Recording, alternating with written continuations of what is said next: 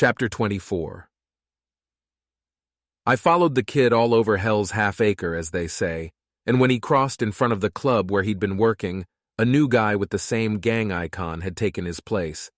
He threw a two-fingered salute, and the new doorman cocked his chin.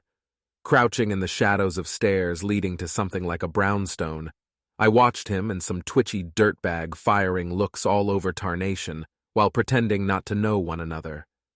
They mumbled while gazing in opposite directions, mouths barely moving, the words too low and far away for me to hear. All the performing was unnecessary. The rare passerby barely acknowledged their existence. I guessed corner deals were nothing new in this slice of the district. Twitch reached into his grubby denim jacket to produce whatever they were bargaining for. He pinched a little pouch while Blondie poked his fingers inside to loosen the drawstring before taking a peep. A glow colored his face. The dealer yanked the strings shut again, knotted them, then growled something indecipherable as he scanned the surroundings once more. The body language was easy enough to read. Did the dumb fuck want to get caught? It was one thing to hang around making drug deals, but quite another to be so obvious about it. I expected cops to roll up on horseback any moment. They continued to bicker back and forth until they made the exchange with furtive gestures. Then Blondie palmed the pouch and strolled off at a quickened pace with his hands in his pockets. I tailed him down an alley. When the kid looked back, I slid into a recessed doorway in silence. Your concealment skill has reached rank 2, plus 0.50% chance to conceal yourself from being of equal level. The likelihood you'll successfully hide from beings of higher level is reduced by 0.25% per rank. Your ability to hide from beings of lower level is increased by 0.25% per rank. Cool. I should do this more often. Rank up the skill. Too bad I didn't get XP. Blondie pulled open a door leading inside a warehouse on the edge of the district. I hung back to peer through a grubby window to check the scene, but couldn't see shit. When I pressed my ear to the metal door, no sounds reverberated. After a couple minutes freezing my ass off in the thickening snow, I finally eased open the old fire door to peek through the crack. After ensuring the coast was clear, I slipped through, then pushed it closed behind me. Despite the sound of the latch catching being nearly silent, I flinched at the noise. My pulse pounded in my ears, and I froze. When no one came running, I held my breath, crept behind a stack of old crates, then watched through a gap as Blondie joined his friends. I had no idea if these were all the blood talons not playing doorman tonight, but everyone from the mugging was present, along with an extra pair of females. A bubble wafted into my field of view, something about gaining concealment points. I batted it away, intent on observing the gang. Blondie poured the glowing dust onto a glass-topped table, no mirrors available, I guessed, then pushed it into thin lines with a knife blade. That weird, multicolored glow lit all their eager faces as they gathered around, shoulder to shoulder, wide eyes tracking the dust, and probably calculating its fair division. I glared at the glowing powder like it had killed my dog. That was probably bought with my money. Bastards. As each took a turn using the rolled-up bill to snort a line, they revealed the same infinity tattoo marking my own wrist. A glow highlighted the symbol when I focused on it. I suddenly felt stupid. That's how I'll identify players, unless they cover it. The whole gang consisted of player characters. The hug and back clap between Vance and Blondie at the club meant exactly what I'd thought it had. I wouldn't put it past the Rossies to exchange those kinds of greetings with the in-game family if it served their purposes. But who knew? "Oh yes," Blondie crooned.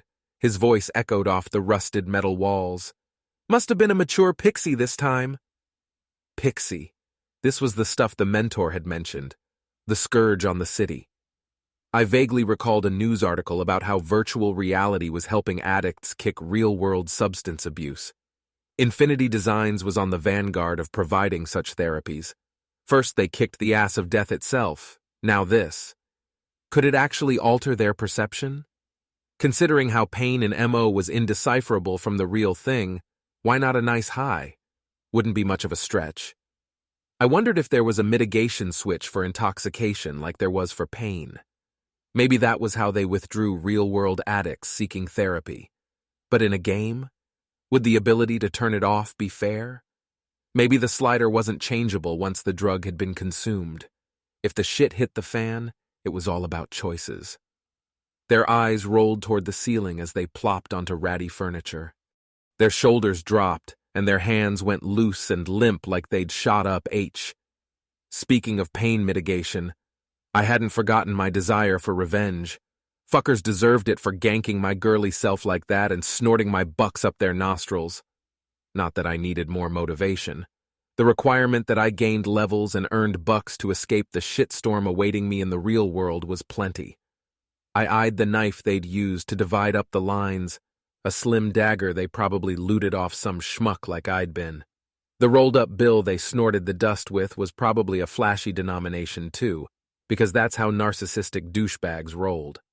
My jaw clenched, but I pushed down the energy swelling in my fists, relaxed my fingers, blew out a breath. I eased into a comfortable position and prepared myself. A little clinical observation revealed the effects on the blood talons. The dust worked pretty fast, induced random chuckles and gestures, but there wasn't a whole lot else to see. Looked like they traveled deep into the chasm of numbness. Were they hallucinating in a zen-like blanket of artificial warmth as they lounged? Before long, every one of them was wiped out on the ragged furniture arranged in the corner of the warehouse. I leaned this way and that, making certain I had a good line of sight on each of them. They all looked like they were gazing upon pastel unicorns through mostly slitted eyelids, if they were conscious at all. Your focus trait has increased to rank 2. Specks of glitter dust on their noses flashed when I snuck out of my hiding place on careful feet, taking the slow, methodical steps that had gotten me past smarter bastards than these. I snatched the knife, then tested its heft. Although dull, it was well balanced, for a piece of shit. Simple steel knife. Not much to see here, just a knife. Type, one-handed weapon.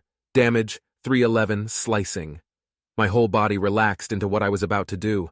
I cupped my hand over the mouth of a thick tweaker draped over a recliner, then drew the blade across the artery in his neck. Blood poured. His eyes shot open, but his body barely flinched. You cut an unknown human. -9 HP, -7 HP, bleed, -7 HP, bleed. The bleeding effect continued. That dust must have been some crazy shit because he bled out in less than 15 seconds and I'd barely noticed his presence. A new bubble popped up. Achievement earned. Sweet revenge. Take revenge on a player or NPC who killed you, plus 75 XP. You have learned the weapon skill, Blades. Your blade skill has reached rank 4. I took each out with a meticulous throat slash or stab to the temple, and my pace became swift once the killing started. They barely stirred. No one cried out or resisted death. But I saved Blondie for last, pausing then smiling when I cupped my hand over the lower half of his face. With the others dead, I made no effort to keep my voice down. "Hey, asshole, you awake in there?" I rapped on his forehead with the knuckles of the hand clutching the bloody blade. His eyes fluttered a few times, then widened. I steered his head to make sure he saw his friends bleeding like corpses out of an old-school Rob Zombie movie. They were an easy hit, just like you're about to be. Payback is a bitch, my friend. And next time you all go hunting for a halfling woman, you're going to want to keep this in mind. You ready for the message? I paused. When he didn't react, I removed my hand because no one was going to hear him anyway. His voice took on the special air of someone sedated after surgery. What? Message? Close enough. I grinned. I slit the message across his throat, drew the knife back, then slammed it through his right eye. No big deal, noob. You can always re-roll. Enjoy the starter slums. Congratulations, you have reached level 2. Die rolls will occur when combat mode expires. When I stepped back, the lighting in the world dimmed a bit, and I wondered if I hadn't noticed its brightening as some kind of signal I'd entered combat mode. It wouldn't have surprised me considering how focused I'd been for the first kill. The population of my HUD reinforced the idea as I exited combat mode, the bubbles stacked in my field of view, tallying my rewards for taking out the gang. Bonus XP for killing a level 6. 4 more blades skill ranks. I punched the air, blade still clutched in my hand. I even snagged a little bonus XP for the surprise attacks, including a rank up of my concealment skill. The dice rolled and bounced before my eyes. If I'd felt inclined toward any guilt over my stealthy kills, It was obliterated by a simulated adrenaline rush, and my new stats. You have gained the following: Brawn +1, Determination +1, Deceit +3, Intimidation +2, Logic +2, Movement Speed +1, Persuasion +2, Recovery +1, Vitality +2, Versatility +1. I was starting to understand why gamers got off on the shit. I reviewed my sheet in its entirety, because I wanted to familiarize myself with everything until it became second nature. I might have been a nobody in MO, but I'd finally drawn blood, even if it only flowed from small-time dickheads who preyed on half-sized women outside an alley. Despite the realism, the gore that might have induced shuddering in some gamers, I was amped. My arms flexed of their own accord. I wanted to kill something else. Damn. Is this game drugging me without my consent? The art of stealth had been fun, sneaking around like some kind of ninja while taking out the gang. Nothing like life in the military. The stakes had been much higher then, and I'd felt the weight of it when I ended a life. Maybe I could find a trainer and become a rogue, or the MO equivalent. Seemed like a halfling would be ideal for the class. But trainers would cost money, and all I had at the moment was a glittery rolled-up bill that had been up these guys' noses. Yum. I unrolled it to check the denomination. A fucking fake hundy, blank on the other side. My shoulders slumped. The first guy I killed faded, then vanished. What the shit? I rifled through the others' pockets and bags before they could dematerialize. Talk about lessons learned. Damn it! I came up empty, and it would have been just my luck that the first victim would have had a roll of hundreds, my hundreds or what was left of them, stuffed into his pockets. Focus. What I had to do was find a way to make money fast, without running back and forth doing errands that took up the whole day. Despite the warnings from Tansy, the underground fights were looking more appealing, and I was sure I'd need beaucoup cash for the training I wanted. But maybe one pass over the warehouse before I left. Chapter 25. Wherever the Blood Talons kept their bucks and stolen goods, it wasn't at the warehouse unless the cash was well hidden. I was shit out of luck. I came away with a few bucks, the knife that couldn't even be called a dagger, and an unmarked cigarette lighter with a flip top that made a satisfying clink when flipped back into place. Distinctive, like old-time Zippos. I'd scanned my map before leaving the warehouse in search of somewhere the goons wouldn't find me. If Vance located me as fast as he did, they had an inside track. Informants. Although I couldn't imagine how they'd picked me out. Could have been luck, but I suspected a few bucks had been paid to the right Infinity Designs employee. The details weren't important. They'd come to River City, one small starting area in a world filled with them. The Rossies had eyes on the ground, and with most of the higher-level player population having moved on, as evidenced by the level 20 goons being the highest I'd seen outside the crime boss's restaurant, I'd stand out like a sore thumb because of the fucking tattoo on my wrist. A lesson I'd learned in the warehouse when the Talon's ink had flashed upon inspection. So I'd scanned the map for the safest place to hide out while trying to gather intel. Logging out did nothing for me, and although my player's manual wouldn't likely provide the kinds of answers I needed, who knew what I might stumble across that would unlock that information? Or what relevant details might lead me where I wanted to go? Since the map reflected the illumination levels of discovered areas throughout the city, I found my answer pretty quickly. The park at the top of the ravine, across the cobblestone road from the halfling and human districts, was inky dark beyond periodic street lamps. Past that, over the ravine itself, the lights from the bridge caught my eye for a moment before I returned my gaze to the bushes, trees, and grass. I scanned the area, and a kind of static crept up my spine, into my shoulders. Maybe my subconscious wondered if anything dangerous hid in the shadows.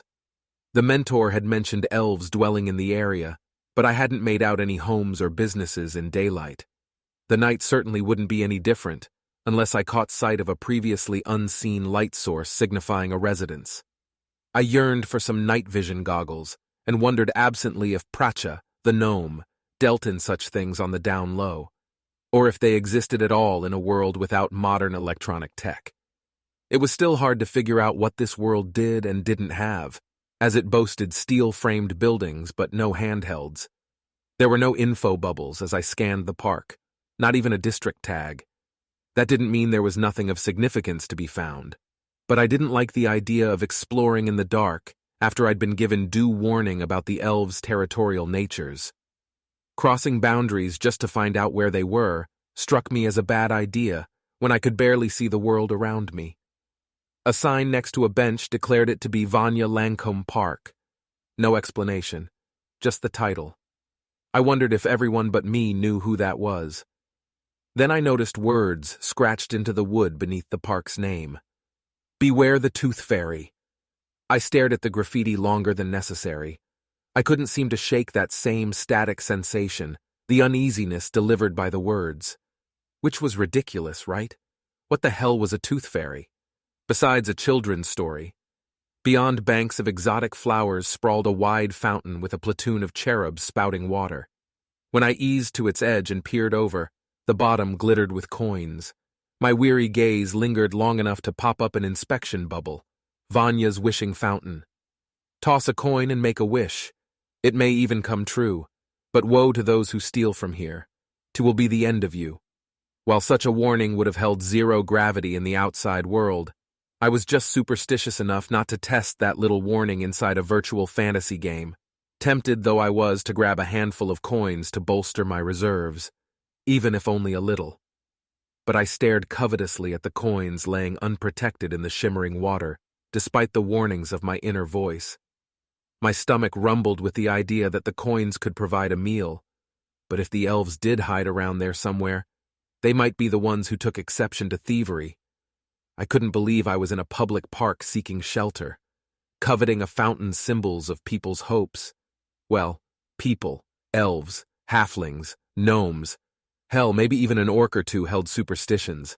It'd be worth finding out just what legends might surround the place. What the hell are you doing? Focus. Vance's annoying little angular face popped into my mind. I wondered if he was still in the world or if he'd logged out. Were his goons out looking for me? I didn't need to end up on another fire escape evading those assholes when there was work to be done.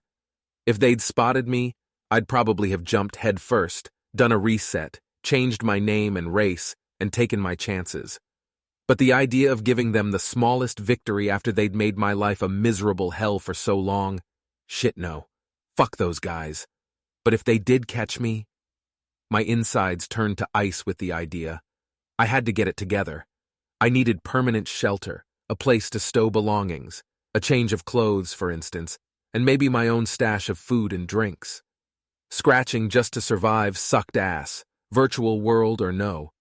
It wasn't like I had to crash in the park when I could log out and sleep in a bed at Brenner's place, especially when a light snow fell and I was freezing my ass off. But I also wasn't tired. In fact, the cold wasn't much in the way of opposition to the adrenal surge I'd experienced when I murdered the Talons, then leveled up. My inner demon wanted to find Vance in the world without his bodyguard so I could whack him. Sure, it was childish, but part of me wondered if I shouldn't have just put a bullet in the back of his head on that road. No, then I'd have been as bad as the Rossies. That kind of wound would have been thought of as an execution by any DA, regardless of the situation. But I fumed over it. This was not going to be a short game, pun intended. No one was going to let a noob on the inside share vital information with some halfling who didn't have a wad of bucks to pay for it. Strolling around a park to avoid detection by a bunch of goons wasn't a good way to live, and I was pissed off at myself for falling so low when I'd started with an advantage. The fountain's water stilled as the last pinpricks of snowflakes against my skin receded. I swept the bench near the fountain with the sleeves of my shirt, then settled there to open my player's manual. Trying to rest with my head on my empty folded-up messenger bag and the cold wood of the bench freezing my side wasn't the worst I'd had to cope with, but at least I'd enjoyed a modicum of muscle mass in my former world. In MO, I was skin and bones. I somehow drifted off but stirred before dawn, unrested and keen to better my situation. A system message from overnight blinked into view. Adaptation +1. If all it took was roughing it to get a point, I'd take it. Something that was not a dog had sniffed at me and made as if to piss on my dangling leg, so I scrambled off the bench, then backed away. It looked like a miniature golden lion, maybe 3 feet tall at the shoulders, with little cupid wings on a leash attached to the hand of an ethereal elven woman currently occupied with rooting in her purse. Her dress wafted about her body as if caught in unseen ocean currents. It certainly wasn't the wind, since there was none that I could feel as I brushed the debris off my clothes. Not enough of a breeze to make a gossamer dress float about, at least. Robe of the Zephyr. I caught myself staring, then averted my gaze from the diaphanous garment and the luscious form beneath, before I could read what properties it might have held. For her part, the woman barely glanced at me as I made tracks toward the quiet streets of early morning. If the temperature had plummeted the previous evening to make way for the snow, it had changed its mind by morning. It hadn't reached a comfortable level, but I'd take it. I gazed back from the sidewalk, brow furrowed as I scanned the weird pet again. Its pink rhinestone collar flashed as the first glimpse of sunlight broke through the trees and caught the bling. No way would those petite wings support such a sturdy beast in flight. Maybe it was bred for looks. The inspection bubble called it a lovely Leon, and I wasn't sure if that was its name or breed. Hard to know in a world where things were often created and named by players with dubious sensibilities. But I hadn't seen an infinity symbol on her wrist either. I rubbed my gritty eyes as I turned and wandered right into the side of the tram. Fuck. After bouncing off its hard side, I landed on my ass in the road, shocked and angry at myself for allowing the distraction to put me into danger. The driver yelled, his rude gesture vanishing behind the cloud, revealing a loss of hit points like a thought bubble in a cartoon strip. I could have been run over and forced to start all over again. Dumbass. I strolled in the halfling district while pondering how to find an underground fight club. They certainly wouldn't be marked on my map. Not much was. Tansy Bluebell might have helped, but I looked forward to accumulating more contacts to schmooze for information. If I'd learned anything in intel, it had been that a variety of sources guaranteed better information. I marked the shops and restaurants I passed for reference. There was a tannery set up near the wall on the outer edge of the district. They specialized in halfling sizes, though the placard indicated they did custom work. The joint let off quite the chemical stink. Whether derived of natural sources or not, I had no clue. The strange mixture of tech and old school rendered supposition worthless. Real leather wasn't much of a thing anymore in the outside world, especially since so many people never left home, and it was outrageously expensive for the genuine article. But in Mafioso Online, who the fuck knew? The tannery was neighbored by a junk heap in what was an otherwise empty lot, and I wondered why things were tossed rather than fixed or recycled. Maybe scavenging was a skill or career. I wasn't about to test it out yet. Desperation hadn't taken me that far down. On the far side sat a covered forge where a stout figure banged rhythmically on a glowing piece of metal. An attached shop boasted signs with router-carved messages advertising metal implements and basic bladed weapons. I could appreciate how the proprietor used the tools of his trade to make signage. Good marketing. I marched on, taking in the city while keeping cognizant of anyone who studied me for too long.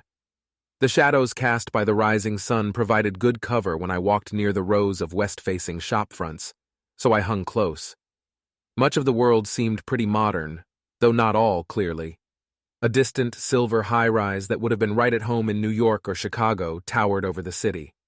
I scanned it from my ridiculous distance and received the expected answer from my HUD. Unknown tower. Out of range. The people I passed proved a curious mix not only of races but also aesthetics. Humans in current fashions or from bygone eras, halflings in suits or medieval gear. Outside a tavern, one guy stood in a complete suit of plate armor with a red plume atop the helmet. His body shape reminded me of a potato wrapped in foil, ready for the oven. I'd yet to spot an elf other than the ethereal woman in the park, and my curiosity piqued regarding the race I'd read so many novels about as a child and young adult. Maybe their absence was intentional. It lent a certain mystique, and wasn't that just what the elves of fiction did? Hitching posts formed rows outside many of the shops, with horses, ponies, and large goat-like creatures tied to the rail. It struck me as mighty trusting to leave one's ride unattended in such a place. It crossed my mind to grab one, but I didn't have anywhere to stash a beast, and I didn't need the heat. I wondered what steeds went for. They might make a good escape plan if I got noticed by the wrong people, but I'd avoid inviting trouble unless the reward seemed worthy of the potential downsides. Undue attention was bad. A bounty would be worse. The oversized goats looked kinda badass, though. I stopped to pet one with long, shaggy black hair, and it turned its head to look at me. It had a weird, horizontally slit pupil set in a golden eye. It scratched its back with its curved horns, one side, then the other. This specimen had a double set of horns, one set straight, the other curved like the ones portrayed as demonic in the movies. But this animal had an admittedly chill vibe, and his saddle blanket was embroidered with the name Philip. Was that his name or his owner's? And then I got it. Black Philip, the evil goat. Ha! This Philip was pretty chill for a thing of evil. An unnerving image of it scratching with those horns while a rider was on board ruled it out as a future companion. The chestnut horse next to him seemed impossibly tall, proving I wasn't used to my current height-challenged status yet. Only a step stool would raise me high enough to slide my foot into the stirrup. Not a practical choice. I moved on, careful to avoid the droppings around the animals so I wouldn't carry their stench with me everywhere I went. Down the street, thankfully past the stink of the tannery, I stumbled upon a boxing gym nestled into a space at one end of a warehouse. More animals were hitched outside under its corrugated tin awning, one of which was some abnormally large cat. I mean, bigger than the GMO lions and tigers at a real-world zoo. It was nothing I recognized, but it sat with its spiky collar leashed to a metal post, and I liked its vaguely pissed-off-at-the-world look. If I were a cool-ass panther forced to wear a fancy saddle and sit outside a gym waiting for my owner to complete a workout, I'd be angry too. In my experience, felines were generally ornery. It caught me looking and yawned wide, flashing impressive fangs before it lay casually down on the dirt to meditate beneath a sliver of the sun's light. Its muscles rolled beneath its skin, shuddering and ruffling the fur before it all smoothed back into place. Brilliant blue eyes flashed at me before it settled into its contemplation. I scanned it on a whim. Splatcat named for a genetic pattern on its coat. The Splatcat services as both a mount and combat partner. More details will be added to your player's manual if you buy one of these creatures or rank up your focus trait. I circled behind the magnificent cat until I found the splotchy black pattern the system referenced on the huge feline's golden coat. Not rosettes, but splotches, as if someone flung ebony paint at the creature. I wanted more than ever to level up, if only to uncover the secrets hidden from me. The horses and ponies seemed unconcerned by the predator in their midst, and that was equally strange. Did they all just ping as steeds to one another, rather than predator and prey animals, to simplify gameplay? Or were they trained that way? The ogre thug by the door flicked his cigarette butt in the dirt, then crushed it with his boot. He folded beefy arms across the gym's logo stretched over his chest as he watched me cut a wide berth around the beasties toward the door. The t-shirt looked in danger of tearing were he to draw a deep breath. "That cat's pretty showy, huh?" I said far more cheerfully than I felt after too little sleep and no breakfast. The ogre grunted and slanted a dismissive look my way. "Don't touch." "Of course not." I paused with one foot on the bottom step and raised my hands to profess my innocence. "Can I go in and look around?" "Fuck if I care, half-man," he grumbled before opening the door, then heading inside. He let it slam behind him as I climbed the steps to let myself in. The stench of sweat and aggression hit me the moment I crossed the threshold, punctuated by thuds and grunts of punches landing on padded equipment and flesh. I paused to look around, tired eyes adjusting to the interior lighting, and glanced up to find the fixtures like common industrial fluorescent tubing. But the glow was strange, as if powered by something else entirely. The bulbs gave the whole interior a slightly blue filter that made me blink. "No magical weapons on the floor," the ogre grumbled at me, gesturing to the sign behind the check-in desk. "I wish. Can I look around a bit?" "Suit self." He made sure I saw the rates card for training, and my heart sank again at my lack of funds. "Thanks." No harm in familiarizing myself with the place for when my fortunes changed. A ring in the middle featured a halfling beating on a scaly man, shouting instructions with every feint and punch.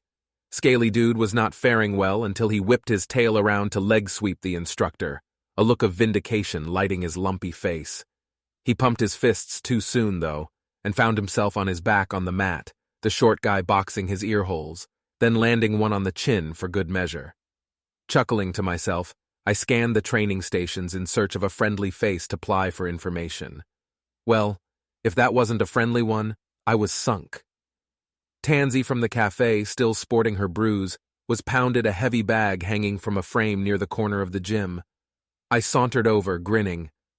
"Can I hold that for you?" She squinted at me a moment, suspicion coloring her features. Then a smile broke out when recognition dawned. "Oh, it's you, from the cafe. Noob special. Sure, go ahead." She rubbed her wrapped fist over her forehead while I got into position. "Ren," I reminded her. She just nodded and got to punching.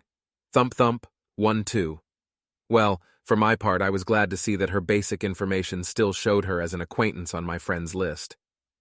"What are you doing over here?" she asked between punches, gaze glued to her target. She shifted her feet to switch to southpaw, then resumed the rhythm without missing a beat. "Well, we talked about getting into the fights, so I thought I'd come check out the gym. It's the place to start, right?" She stopped her 1-2s and looked me over. "What, at your rank?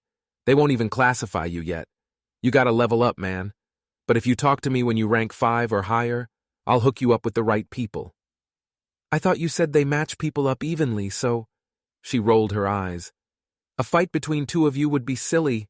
No one would even bet on it. They'd go to the underground beast fights before that." "What kind of beasts?" My ego needed to divert the conversation. She gave me an "are you a total idiot?" look and heaved out a sigh. "Bunny rabbits." I opened my mouth, but she shook her head. "Not really. Never mind." But now I wanted to know what kind of beasts they'd match up, if not bunny rabbits. Surely she'd say dogs or cocks or whatever if it was something normal. Maybe it was splat cats. "Just look out for the cops. Don't be mugging people to level up unless you're ready to back it up, noob." I thought of the blood talons. The cops hadn't been too worried about them. But that was fine. I'd gotten my revenge. "I haven't even seen any cops around, or a cop shop for that matter." She rolled a shoulder. "Count yourself lucky if you never do. They're beholden to no one. Scratch that. They're in the pocket of the fattest wallet at a given moment." I nodded, but it did seem strange. Not that I'd been everywhere, but private security seemed far more common than police in River City. Maybe it was the nature of the game, but I'd expected at least some beat cops to harass the small-timers. The vandals, maybe. "So, I was over at the park last night. There was this graffiti, something like 'Beware the Tooth Fairy.'" I threw in a dismissive laugh, but it had been unsettling. More so when Tansy shot me an alarmed look and skimmed her next punch off the side of the bag. "Yeah, that's not something to mess with, Ren. Just leave it alone." She blew out a heavy breath as she studied the bag. Like it had avoided that lousy punch and she meant to make it pay. "What, for real? There's a real tooth fairy?" "Yeah, fairies aren't people to fuck with, and the tooth fairy, hope you never meet him." "Why, does he take your teeth and not leave $1?" I laughed again, but her seriousness made me uncomfortable. The lone fairy I'd met had seemed too straight-laced to garner that kind of notoriety. Too pretty to be doing wet work. "Fairies aren't little and cute like pixies, you know. He's a mystery. We think he works for someone, but we don't even know who. That's how bad he is. He kills across races, usually pretty bad sorts, but every once in a while, well, the rumors are discombobulated because some victims can't be linked to organized crime. Or petty crime. Nothing. You don't want to know what he does to the people he goes after. It's ugly. Real bad." She swiped her forearm over her sweaty face and went back to punching. "Okay, then. Well, wasn't that interesting? Probably I should take her advice, but now my curiosity was piqued. What kind of enforcer had Park Graffiti left in his honor? As if she'd read my thoughts, she turned a hard stare on me. "Seriously, leave it." Sighing inwardly, I dismissed the message and nodded to her, hands raised in submission. Tansy eventually stepped back from the bag and tugged at the wrappings on her hands, using her teeth to pull the first knot free. "I'm done for now. Need to hit the shower." "Sure, but one thing if you don't mind." I waited for her acquiescence. She gave an absent nod. How can I get to rank 10 without getting the shit kicked out of me? I put on a humble expression, hands held out to show how harmless I was. She picked at the other hand to pull off the wrappings. You brave enough to go into the forest and look for some trouble? You can go out the east gate just down the way, but you'll need a weapon. She looked me up and down with doubt wrinkling furrowed brow. I showed her the knife I'd grabbed from the gang kids, but she shook her head and sighed again. She snatched up a bag she'd left slumped at the base of the wall behind the heavy bag and rummaged around inside, one eye squinted shut and tongue caught between her teeth. Here, they're charged.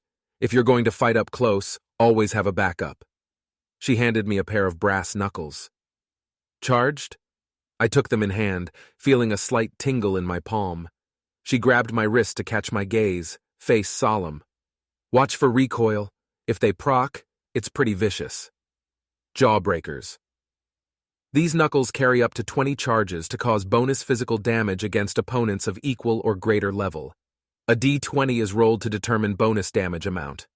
Damage, 8/14, physical chance to proc. The likelihood of unleashing a charge is dependent upon your focus trait. Current focus trait rank 2-3x, current combat level, 1-3% chance to proc.